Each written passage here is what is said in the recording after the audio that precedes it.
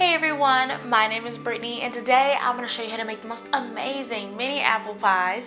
They're absolutely delicious and so easy to make. I just know you'll love them. So let's get started. I'm going to begin this recipe by peeling and quartering 2 large apples. And these are Honeycrisp apples. You can use whatever apples you like, but I really like Honeycrisp. Granny Smith are really good as well. I don't know about you guys, but I like to keep the clear grocery bag that you get that you put your produce in. I like to keep that on the side of me to put all of my peels and cores and all of that stuff in it. So then when it's time to clean up, all I gotta do is throw that bag away. It just makes it so much easier.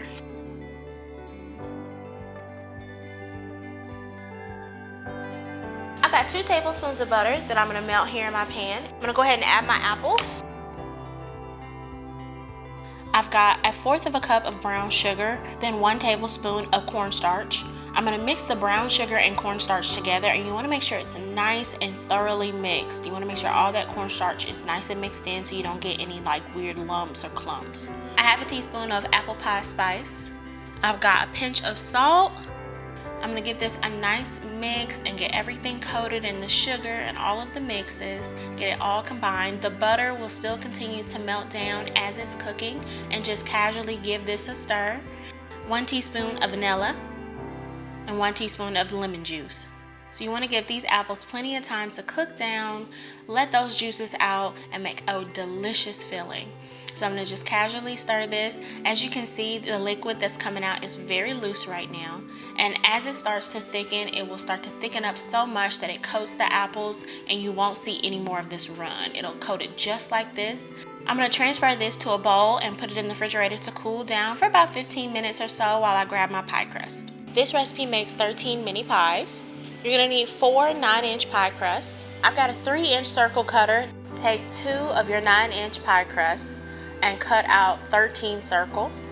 Push your scraps back together and re-roll them out into a long strip so you can cut strips to make our lattice. Your last 2 pie crusts, you're going to cut those into strips as well. I like to cut it down the middle once vertically and then do the rest of the strips horizontally. That helps go ahead and cut those strips in half because you don't need them to be the full length of this pie crust. So by doing that, I just save myself a little time cutting them later. I've got a little bit of egg wash here, and I'm going to begin by egg washing the sides of each of my little circles. And this is going to help the top circles that we're going to put on stay on top and kind of seal all of this in. So all of our filling and stuff should stay nice and snug as a bug inside of our pies. And to make this egg wash, it's just 1 whole egg and then 1 tablespoon of water.